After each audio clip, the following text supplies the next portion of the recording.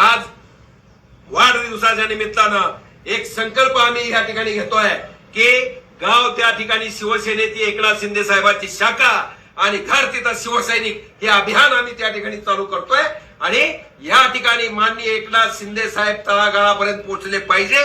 या ठिकाणी स्वर्गीय अजितदादा पवार साहेबांना आपण श्रद्धांजली, भावपूर्ण श्रद्धांजली या ठिकाणी 2 मिनिटं आपण वाहणारच आहोत आणि पहिली वाहिलेलीच आहे। त्यामुळे मी तुम्हाला माहिती आहे सगळा गांधी पुतळा चौकात लाखाच्या सभेनं माझा वाढदिवस होतो, 200-300 गाड्या बाहेरून येतात, परंतु या ठिकाणी तो वाढदिवस आम्ही या दुकोट्यामुळे केलेला नाही।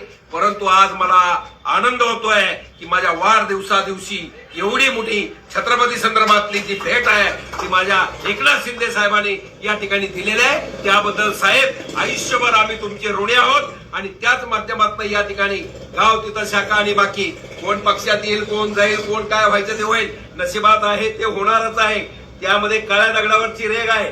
परंतु यामध्ये काम जे केलेलं आहे ते माझ्या एकनाथ शिंदे साहेबांनी छत्रपती शिवरायांच्या काय म्हणतात मानाचा मुजरा साहेबांमुळे घडला, साहेबांनी केला आणि त्या दृष्टिकोनातनं क्रेडिट बाकी कुणाचं हे नाही, हे फक्त शिवसेनेचं या ठिकाणी क्रेडिट आहे।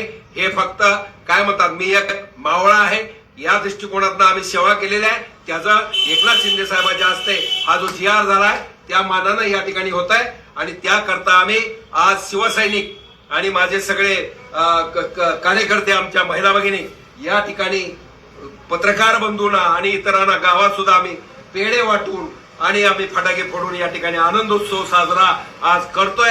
माननीय एकनाथ शिंदे साहेबांना दीर्घायुष्य लाभावं। या ठिकाणी स्वर्गीय अजितदादा पवार साहेब आपल्यातनं निघून गेल्यानं फार मोठी पोकळी महाराष्ट्रामध्ये निर्माण झालेली आहे।